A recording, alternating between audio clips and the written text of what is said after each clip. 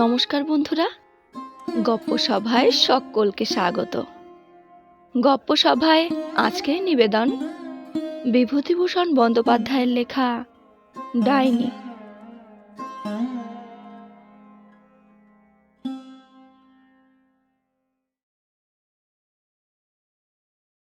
Office থেকে ফিরে দেখলুম স্ত্রী মেয়েকে নিয়ে বিছানায় শুয়ে। চমকে গেলুম খুবই। ভয় পাইনি যে তা নয়, বিজুকে তো কখনো ভর সন্ধেবেলায় এমন করে সংসারের কাজকর্ম ফেলে শুতে দেখিনি। মেয়ের আবার কোনো বিপদ হলো? ভয়ে ভয়ে কাছে গিয়ে জিজ্ঞেস করলুম, ব্যাপার কি বিজু? বিজু কোনো উত্তর দিলে না। তার কপালে হাত দিয়ে দেখলুম জ্বর হয়েছে কিনা। না, শরীরের উত্তাপ তো স্বাভাবিক। তবে স্ত্রীর কানের কাছে মুখ নিয়ে গিয়ে ডাকলুম, বিজু। এতক্ষণ পরে বিজু কথা বললে। কদিন থেকে বলছি এ অলক্ষণে বাড়িটা বদলে ফেলো, বদলে ফেলো। তা কি কথা কানে করবে? কলকাতায় কি আর বাড়ি আছে? সত্যিই বটে, বিজু কদিন থেকে বাড়ি বদল করবার জন্য তাগাদা করছে। কিন্তু বাড়ি বদল করা তো আর সোজা কথা নয়, ভুক্তভোগী মাত্রেই জানে। সুতরাং কথাটা তেমন গ্রাহ্য করিনি। বললুম, এ বাড়ি কি দোষ করেছে? ব্যাস, বিজু যেন ফেটে পড়ল। দোষ করেছে? চারিদিকে সব ডাইনি। একটা মেয়ে নিয়ে যাও বা ঘর করছি, তা যদি ওদের সহ্যি হয়। ডাইনি? আমিও সব অন্ধবিশ্বাসকে প্রশ্রয় দিই না, কানেও। তা বিশ্বাস হবে কেন? দেখো দেখি, আজ দুপুর থেকে সানি কিচ্ছু মুখে তুলছে না, যা খাচ্ছে তাই তুলে ফেলছে। আমার মাথা ঘুরে গেল। সানি আমার 2.5 বছরের মেয়ে, তার উপর ডাইনি বুড়ির কোপ গিয়ে পড়ল কোন দুঃখে। বিজু তখনও বলে চলেছে, আচ্ছা ওদের কি চক্ষু লজ্জাও নেই একটুও? আমি বললুম, তা ডাইনিকে কোথায় দেখলে শুনি? ওইখানে। অঙ্গুলি সংকেতে বিজু পাশের বাড়ির একটা ঘর দেখিয়ে দিলে। তার সন্দেহ দেখে আমার সর্বাঙ্গ রি রি করে উঠল। আমি অস্ফুট স্বরে বললুম, কমলা? হ্যাঁ গো হ্যাঁ, বিশ্বাস হয় না? আশ্চর্য। আশ্চর্য কিছুই নয়, কদিন থেকেই দেখছি ওর ওইসব সোহাগাদর। পোড়া কপালির কপাল যখন পোড়া, তখন অপরের বাচ্চা কাচ্চার ওপর নজর দেয়া কেন? আমি বিজুর প্রশ্নের কোনো উত্তরই দিতে পারলুম না। মাসখানেকের কথা মনে পড়ল। একদিন পাশের বাড়ির ওই ঘরটায় কমলা চিৎকার করে উঠল, ওরে শোভারে, তুই কোথায় গেলি রে? আমায় এমনি করে ফাঁকি দিলি কেন রে? রাত তখন প্রায় 10টা। আমি খেতে বসেছি। বিজু আমার দুধের বাটিটা এগিয়ে দিতে দিতে বললে, পাতের গোড়ায় একটু জল দাও। আমি বললুম, কমলা কাঁদছে না? আগে পাতের গোড়ায় জল দাও দেখি। সত্যিই কমলা কাঁদছে, সারা মাতৃ হৃদয় মথিত করে কন্যার বিচ্ছেদ বেদনায়। 2 মাস আগে শোভা এসেছিল মর্তলোকে, আর আজ চলে গেল মায়া মমতার পাশ ছিন্ন করে। হয়ে পর্যন্ত মেয়েটা রোগে রোগে ভুগছে। সর্বাঙ্গে তার ঘা, বড় বড় দাগা দাগা। পুজের গন্ধে কাছে যাওয়া যায় না। কিন্তু কমলা সমস্ত ঘৃণা তুচ্ছ করে শোভার সেবা করেছে দুহাতে। তার ফলে নিজের গায়েও স্থানে স্থানে ঘা হয়েছে। সেসব গ্রাহ্য করেনি একটুও। সারা হৃদয় নিয়োজিত করেছে তার প্রাণ সদৃশ্য শোভাকে আরোগ্য করার প্রচেষ্টায়। বড় বড় ডাক্তার কবিরাজ দেখানো হলো। রোজা এসে ফোড়া কাটল। অসংখ্য দেবতার কাছে মানত করা হলো। চেষ্টার কোনো ত্রুটি রইল না। কিন্তু সমস্ত চেষ্টা ব্যর্থ প্রতিপন্ন করে রাত 10টায় শোভা মহানিদ্রায় আক্রান্ত হলো। মা বুকের ওপর লুটিয়ে পড়ে শতবার নাড়াচাড়া করে তাকে সজাগ করার চেষ্টা করলে। বিনিয়ে বিনিয়ে তার প্রস্থানের জন্যে অনুশোচনা করলে সারা রাত্রি প্রায়। সেই ঘটনার মাসখানেক পর কমলা নাকি সানিকে দেখে একদিন কেঁদে ফেলে। বুকের একটা গভীর দীর্ঘ নিঃশ্বাস চাপতে পারেনি।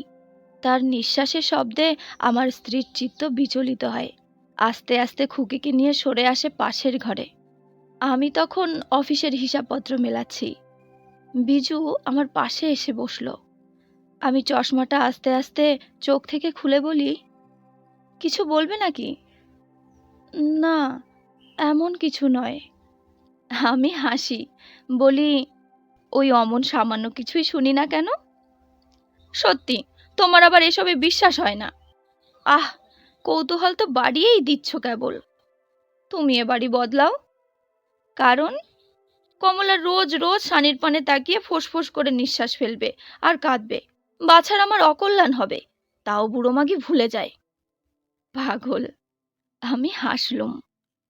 ওই তো, তুমি সব কথা উড়িয়ে দাও কেবল। কপাল যখন পোড়া, তখন অপরের ছেলে মেয়ের ওপর নজর দেওয়া কেন বাপু? বিজু আমার কাছ থেকে চলে যায়। আমি ওসব বিশ্বাস করি না বলেই হয়তো। আমার মাথার মধ্যে বিজুর সেই শেষ কথাটা কেবল ভাসতে লাগলো। কপাল পোড়া। বাস্তবিকই কি কমলা কপাল পোড়া? বিধাতা পুরুষ কি তার প্রতি অপ্রসন্ন? এই রুগ্ন মেয়ে প্রসব করার জন্যে দোষী কে? কমলা? একটুও নয়। আমি জানি কমলার স্বামীর দুরারোগ্য সিফিলিস রোগ বর্তমান। এ কথাও জানি যে সেই মহাপুরুষ প্রায় রাত্রিবেলায় বাড়ি ফেরেন না। বাপ ঠাকুরদা অনেক পয়সা জমিয়ে গেছে, তাই ব্যয় করে সে ফুরিয়ে উঠতে পারছে না। তবুও লোকে দোষ দেয় কমলাকে। আমার স্ত্রী অন্ধবধির, সে অকারণ পুরুষদের প্রতি সর্বদাই সদয়। কমলার স্বামীর দোষ সে দেখে না, কারণ পুরুষ পুরুষের শত্রু আর নারী নারীর শত্রু। এহেন কমলা সানি হবার দিন সাতেক পরে প্রায় একটি প্রাণহীন মাংসপিণ্ড প্রসব করে। নিজের ব্যর্থতার বেদনায় মুষড়ে পড়ে কমলা কাঁদল, চিৎকার করল।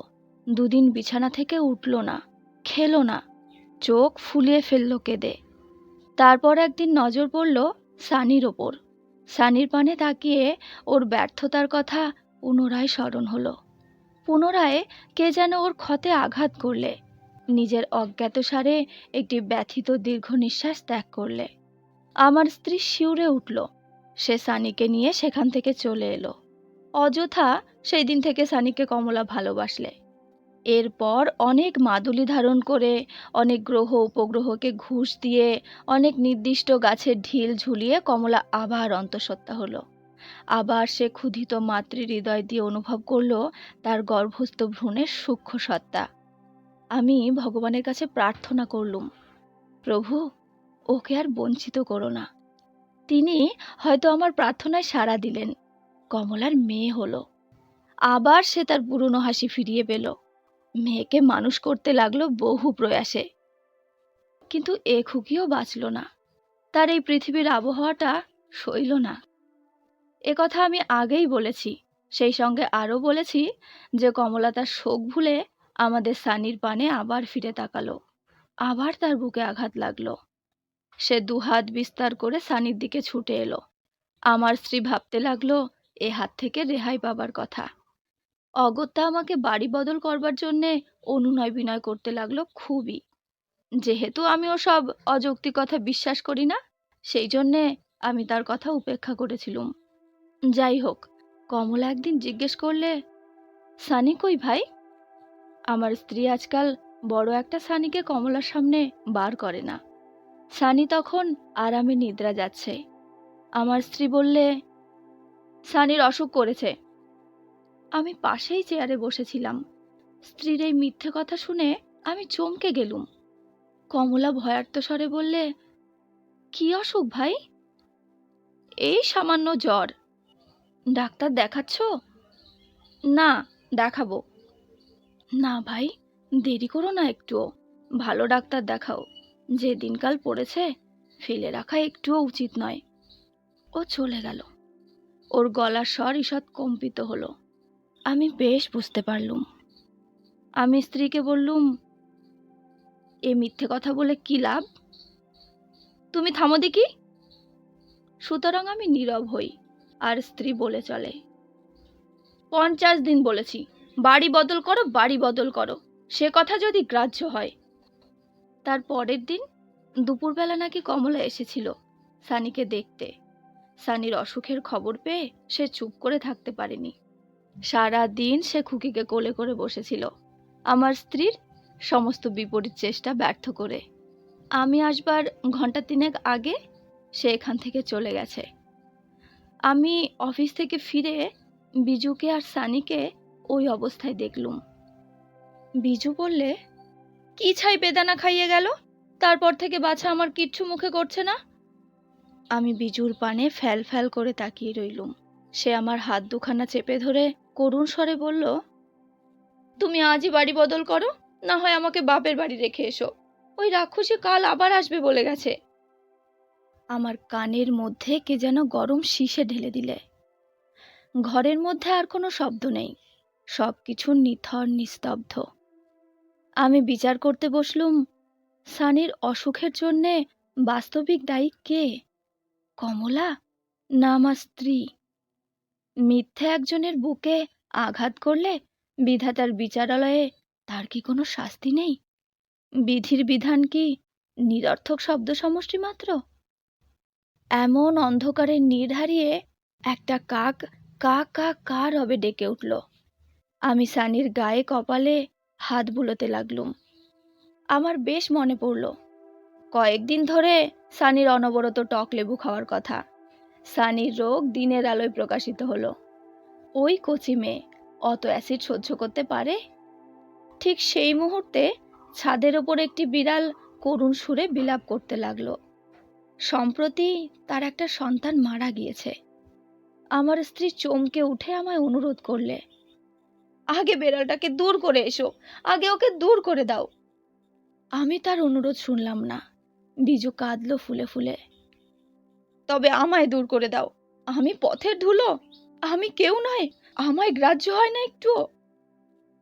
একটু সুস্থ হয়ে সানিকে ডাক্তার বাড়ি নিয়ে গেলুম। ডাক্তার এক ডোজ ওষুধ দিলে, সেটা খাইয়ে দিলুম যথাসময়ে। বিজু সারা রাত্রি মেয়েকে বুকে নিয়ে রইল, আর আমার অবিশ্বাস দেখে দুঃখ প্রকাশ করলে। বললুম পীরের কাছ থেকে জল পড়া নিয়ে এসো, তা হলো না। ডাক্তার বদ্দিকে এসব সারাতে পারে? কিন্তু বিজুর কথাই মিথ্যে হলো। ডাক্তার আশ্চর্য রকমে সানিকে নিরাময় করলে। সকালবেলায় সানি আবার তার সহজ সরল পূর্ব স্বাস্থ্য ফিরে পেল। আবার সে খেতে লাগলো, হাসতে লাগলো।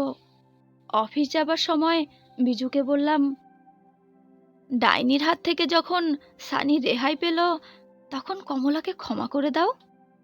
বিজুর যেন অসহ্য হলো আমার কথায়। বললে, মায়েরই বলছি, তুমি আমায় পাগল করে দেবে। কালকের মধ্যে যদি না বাড়ি বদলাও, তাহলে আমি সত্যি সত্যি বাপের বাড়ি চলে যাব। অগত্যা সেই শনিবার দিনই রাত্রে বাড়ি ঠিক করে ফিরলুম। পরের দিন জিনিসপত্র নিয়ে উঠে গেলুম নতুন বাসায়। পরের জন্যে স্ত্রীর সঙ্গে ঝগড়া করে সংসারের শান্তি নষ্ট করতে আমি নারাজ।